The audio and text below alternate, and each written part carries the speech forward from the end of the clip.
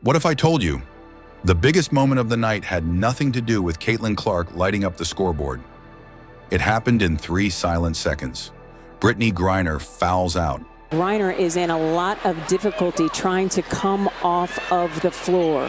Turns, says something under her breath, and the cameras catch just enough to spark a firestorm. No audio, no context, just speculation. And within hours, it pulls in a completely different voice, Riley Gaines, who steps into the chaos and turns a viral moment into a full-blown cultural clash. Now it's not just a game anymore. It's a spotlight, a narrative battle, and a question the league can't dodge. Who gets protected when everyone is watching? Chebonbi, double standard. Let's rewind and set the stage properly because context matters and this story falls apart without it. The 2024 WNBA season was supposed to be the league's coronation year, when after nearly 3 decades of fighting for relevance, fighting for TV deals, fighting just to keep franchises alive, the WNBA finally had what every sports league dreams of, a player who transcended the sport. Caitlin Clark didn't just come out of Iowa, she came out of a record-shattering college career. With that swish around the world, Caitlin Clark made college basketball history again, where she broke Pete Maravich's all-time NCAA scoring record, a mark that had stood since 1970. She averaged over 30 points a game as a senior. She filled arenas on the road. Her March Madness games drew more viewers than most NBA playoff matchups. That is not an exaggeration. The 2024 National Championship game featuring Clark pulled in nearly 19 million viewers, making it the most watched women's basketball game in history. Let that number breathe for a second. 19 million. So when she got drafted first overall by the Indiana Fever, the expectations weren't just high, they were historic, and she delivered. Her WNBA debut drew 2.1 million viewers, the most watched WNBA game in over 2 decades. Season ticket sales for the Fever skyrocketed. Road arenas that had been half empty for years were suddenly selling out when Indiana came to town. The league's overall viewership jumped 170% compared to the previous season. Merchandise revenue exploded. Corporate sponsors who had never given the WNBA a second glance were suddenly writing checks. This wasn't hype. This was a measurable, documented financial transformation happening in real time, and it had one name attached to it. And here's the part that should have united every single player in the league. When viewership climbs like that, everybody benefits.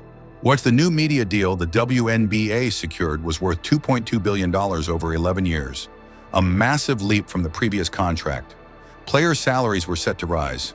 Charter flights, something WNBA players had been demanding for years, were finally becoming standard. The rising tide was real and it was lifting every boat in the harbor. But instead of embracing the wave, something bizarre happened. Kennedy Carter hip-checked Clark mid-game in a play that wasn't even close to the ball. Kennedy Carter hitting a shot, then heading over to Clark and shoulder-checking her. Players were celebrating the foul on social media. Veteran players made dismissive comments in press conferences. And when Clark kept showing up, kept filling arenas, kept putting up numbers, the resentment didn't fade. It intensified. Then came that Thursday night, Indiana Fever versus Atlanta Dream, Clark's team pulling ahead. Brittney Griner fouling out in the 4th quarter. And as she walked off that court, the cameras caught her lips moving. Millions of people watched the footage and reached the same conclusion. It looked like Griner used a profanity followed by the words, "white girl." Some disagreed. Jamel Hill argued it was whack call directed at the referee. Maybe. But instead of simply asking Griner and settling it, the league went silent. Dead silent. And that silence is where everything started to unravel. Gaines enters spotlight. Now, if you don't know who Riley Gaines is, you need to, because understanding her role in this story requires understanding what she's been through and why she responds to these situations the way she does. Riley Gaines is a former competitive swimmer, not a casual weekend at the pool swimmer. I started swimming at the age of 4, so I've dedicated 18 years. A Division I, an All-American, nationally ranked athlete who competed at the highest levels of collegiate swimming. She had dedicated her entire young life to the pool, to the grueling 5 a.m. practices, to the monotony of flip turns and split times, and lactic acid burning through every muscle in her body, to sacrificing the normal college experience that most people take for granted. She earned her place through years of discipline that most people can't imagine. And then she found herself in a situation that she considered fundamentally unfair, competing against a transgender athlete in women's swimming. That experience changed the trajectory of her life in ways she probably never anticipated. She went from being a college athlete with a future in whatever career she chose to being one of the most vocal, where I was on the women's swim and dive team all 4 years of my collegiate career. most polarizing, my most visible advocates for what she calls fairness in women's sports. She has been praised for it by millions. She has been absolutely savage for it by millions more. She's been called brave by people who agree with her, and she's been called a bigot by people who don't, sometimes in the exact same news cycle. Major media outlets have painted her as a hero and a villain depending on which channel you were watching. But whatever you think of her positions, and reasonable people can disagree, one thing is completely undeniable. Riley Gaines does not stay quiet when she sees something she considers unjust. She doesn't hedge. She doesn't wait for the PR team to craft a statement. She doesn't poll test her opinions. She sees it, she names it, and she deals with whatever comes next. It's not in her DNA to do otherwise. And that quality, shown in whether you love it or hate it, is exactly what made her the most interesting voice in the room when the Griner situation exploded. So when that footage surfaced, when the internet was dissecting every frame like it was the Zapruder film, when media outlets were scrambling to either defend Griner or pretend the whole thing didn't happen, Riley Gaines stepped directly into the conversation, and she did not tiptoe. She didn't ease into it with qualifiers and maybes and I could be wrongs. She went straight at it. Gaines went public with a forceful, detailed critique. She questioned not just what Griner said, but how the league was responding to it, or more accurately, how the league was refusing to respond to it.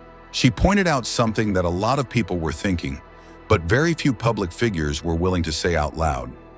If the roles were reversed, if Caitlin Clark had been the one caught on camera appearing to make a racially charged remark about Brittney Griner, the reaction would have been nuclear, immediate, overwhelming, inescapable.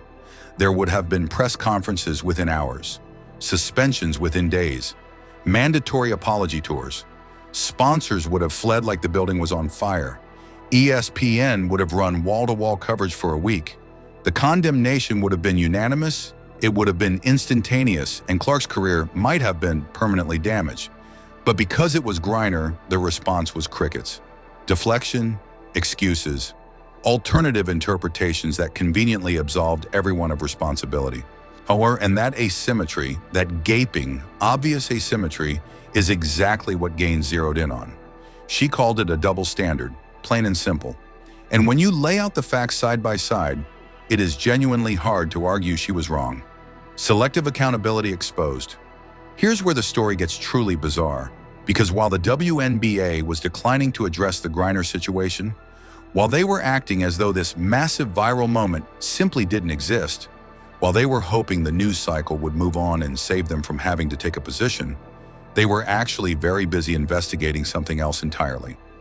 Angel Reese, another WNBA player, WNBA Eastern Conference Player of the Week, Angel Reese, had made claims about racist behavior from Indiana Fever fans directed at her during games. Serious claims, the kind of claims that absolutely deserve to be taken seriously. And the league did take them seriously. They launched a formal investigation. They devoted time, resources, personnel, and public attention to it. And the result? They found nothing. No evidence to support the claims. Not a shred. Zero corroborating footage. Zero corroborating witnesses. Nothing. Now pause on that for a moment. The league investigated fan behavior based on a player's accusation and came up completely empty-handed. That is not necessarily a bad thing. Taking accusations seriously is important, even when they don't pan out. You investigate, you do your due diligence, and if there's nothing there, you say so and move on. That's how accountability is supposed to work. But here is the problem, and it is a massive one. They were willing to launch a full investigation into fans based on unsubstantiated claims, while simultaneously refusing to even acknowledge what millions of people saw a player do on camera. They devoted institutional resources to investigating people in the stands while refusing to ask a single question about what happened on the court. That is not just a double standard. That is a double standard with a spotlight, a megaphone, and a flashing neon sign pointed directly at it.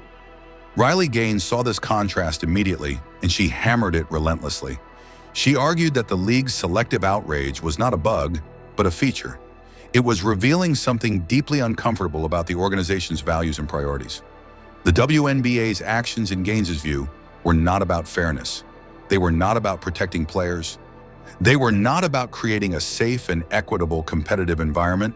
They were about protecting certain players, certain narratives, certain stories that the league wanted to tell, and anyone who challenged those narratives, anyone who asked inconvenient questions, anyone who pointed out the emperor had no clothes. They were going to get shut out, which brings us to what happened with Outkick. And this part of the story is almost hard to believe. The media blackout Outkick is a sports media outlet founded by Clay Travis that has built its entire brand on asking the questions mainstream sports media won't touch. They're polarizing, loud, and unapologetic about it. But in this situation, they did something so basic it should embarrass every credentialed journalist in America. They tried to ask Brittney Griner what she actually said. Think about the scale of what was happening. Brittney Griner, for the first time since she was released from Russian custody. The Griner clip had racked up tens of millions of views across TikTok, X, Instagram, and YouTube within days. It trended nationally for over a week. Sports talk radio couldn't stop debating it. Stephen A. Smith discussed it. Shannon Sharp discussed it. Pat McAfee discussed it. Every corner of the sports media ecosystem had an opinion, a theory, a slow-motion breakdown, or a lip-reading expert on speed dial. ESPN alone employs over 1,500 journalists, producers, and on-air personalities. Fox Sports, CBS Sports, NBC Sports, The Athletic, Bleacher Report, Yahoo Sports, thousands more credentialed reporters with locker room access, press passes, and direct lines to player representatives. And in 2 full weeks, and across all of those outlets and all of those reporters, not a single one of them did the most fundamental thing a journalist can do. Walk up to the person at the center of the story and ask them the question. Nobody asked Griner.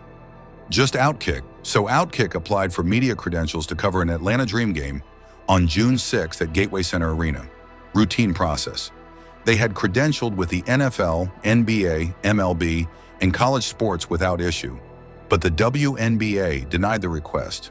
The reason? Very limited space. This is the same league that averaged roughly 30 credentialed media members per game in previous seasons, in press areas built for twice that number. The same league that had been publicly begging media outlets to cover women's basketball for 28 years. Suddenly, when one outlet wanted to ask one uncomfortable question, there was no room at the table. Riley Gaines didn't let it slide. She posted about the denial to her millions of followers and issued a direct challenge to every journalist who did have access. Her message was blunt. If you're sitting in that press row with a microphone and a credential, and you're not asking Griner what she said, you're not a reporter. You're a publicist with a lanyard. Brittney Griner, speaking out for the first time about her 10 months behind bars in Russia. That post alone generated over 12 million impressions. The engagement wasn't just agreement. It was frustration from ordinary fans who felt like the media they were supposed to trust had collectively decided that some questions are too inconvenient to ask.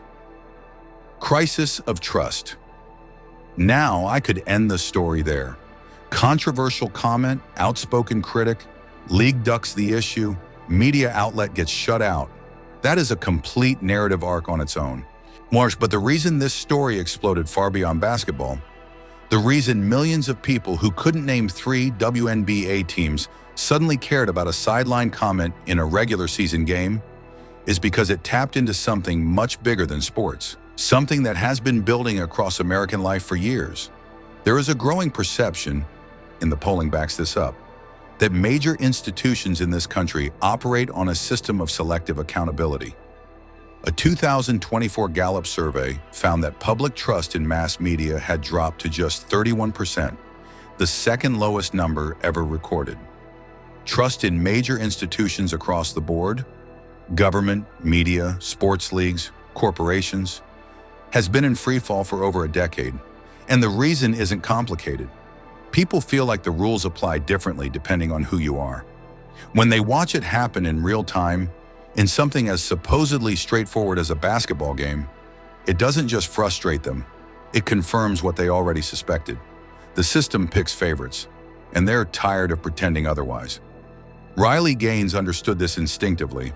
She pulled the lens back from the Griner comment and forced the audience to look at the full picture. She brought up Griner's detention in Russia in 2022, where Griner was arrested at a Moscow airport after Russian authorities said they found cannabis cartridges in her luggage. To concerns over the safety of WNBA star Brittney Griner. She's detained in Russia facing drug charges after being stopped at an airport with a bag allegedly holding vape cartridges. She was sentenced to 9 years in a Russian penal colony. What followed was one of the most high-profile prisoner exchanges in modern American history. In December 2022, the Biden administration traded Victor Bout at a convicted international arms dealer who had been serving a 25-year sentence in a U.S. federal prison, a man nicknamed the Merchant of Death, to secure Griner's release. The deal was intensely controversial. Critics pointed out that Paul Whelan, a former U.S. Marine detained in Russia since 2018, was left behind in the exchange. Supporters argued that bringing any American home was worth the cost.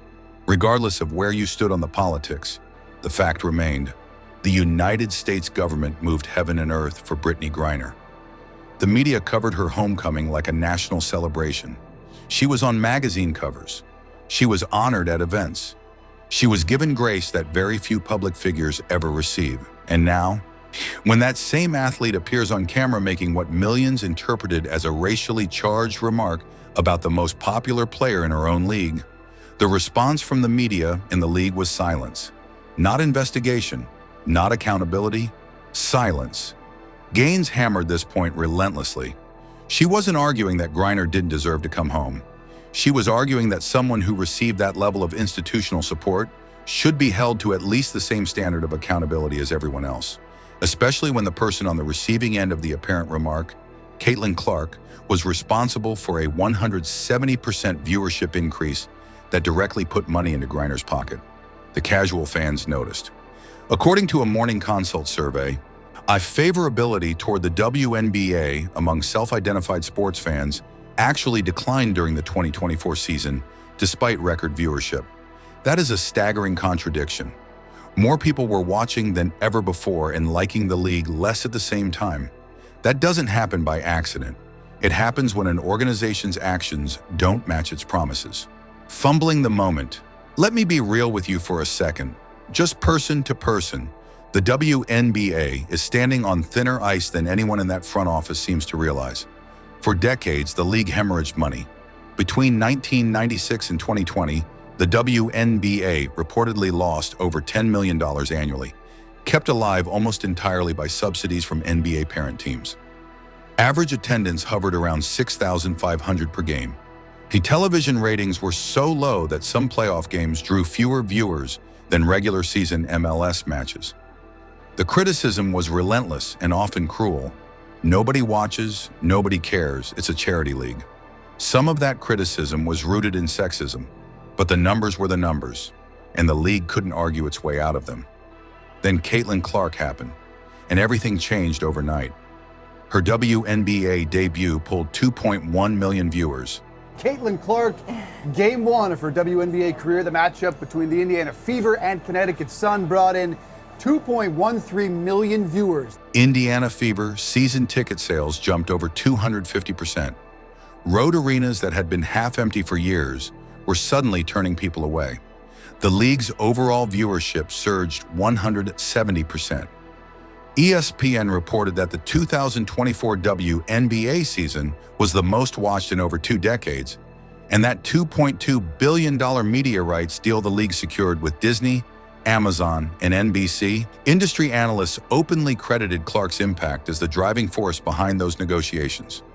You cannot manufacture what she was giving this league for free every single game night. This was the moment the WNBA had been waiting for since the day it was founded, and the league fumbled it. Kennedy Carter body-checked Clark on live television, and the foul was initially ruled a common foul. Players celebrated the hit on social media. When Commissioner Kathy Engelbert was asked about the physical targeting of Clark, her response was tepid at best. The league launched an investigation into Fever fans based on Angel Reese's claims and found nothing. Meanwhile, the Griner footage sat untouched. No inquiry, no statement, no accountability.